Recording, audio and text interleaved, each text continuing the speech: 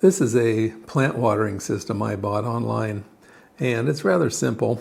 It is a sensor that you poke into the ground, and when the sensor is wet, water carries across here, and it pulls the relay off, and it turns this pump off. So this is a lesson in their bad system design. There's a lot of mistakes with this thing.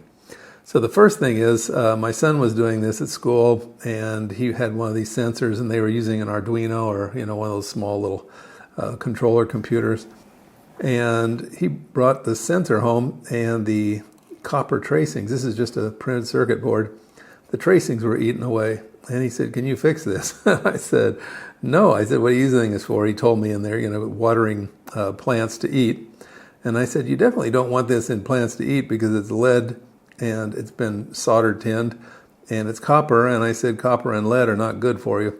So yeah, you don't want to use that kind of sensor." So the first problem was the sensor was just absolute junk. So I cobbled together one of my own. This is just 2 pieces of stainless wire with epoxy in between, and then I stuck some brass connectors on the end of it. Not my best work, but it functions. Okay, so the first problem is just garbage sensor, and frankly not safe. So this sensor comes over here to this board, and when the when the sensor is wet, it shuts this off. It pulls the relay off.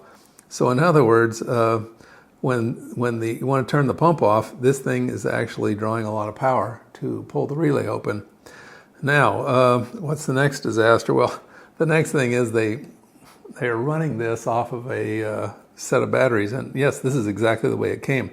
I'm powering this. There's a power supply off camera over here, but I'm powering the relay part of this off that power supply, but the pump is running off these 4 batteries, and this is exactly what they sent me. This is the kit as it came.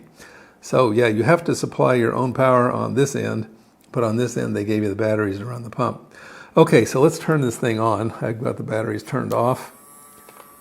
And yes, you can hear that running. I can see it on the audio output. So what happens is when the sensor is wet, yes, I'm going to do this, it turns off.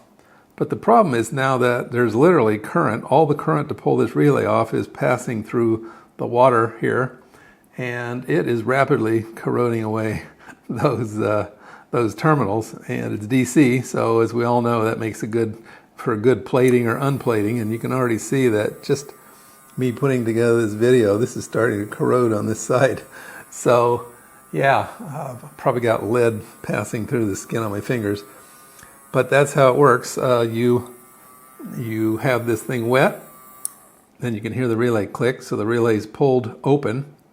The batteries are now disconnected and the pump stops pumping, and when it gets dry, it starts running again. So yeah, it's a nice idea, but the sensor's no good. The fact that this draws power to pull off constantly, and then the fact that they think you're going to run a pump on a few batteries, well, I mean, the whole thing's kind of ridiculous. But it's more of this internet stuff. Somebody cobbled together an idea and kind of threw it out there, and if you're not watching what you're doing, you end up with something like this that would be outrageously expensive to operate, not safe from a standpoint of putting lead and copper into your ground, and it's not going to last. So yeah, that was it. Just more of this internet junk. I'm kind of doing a PSA on not buying something like this. Okay, well, I hope you found that useful in your online shopping avoidance.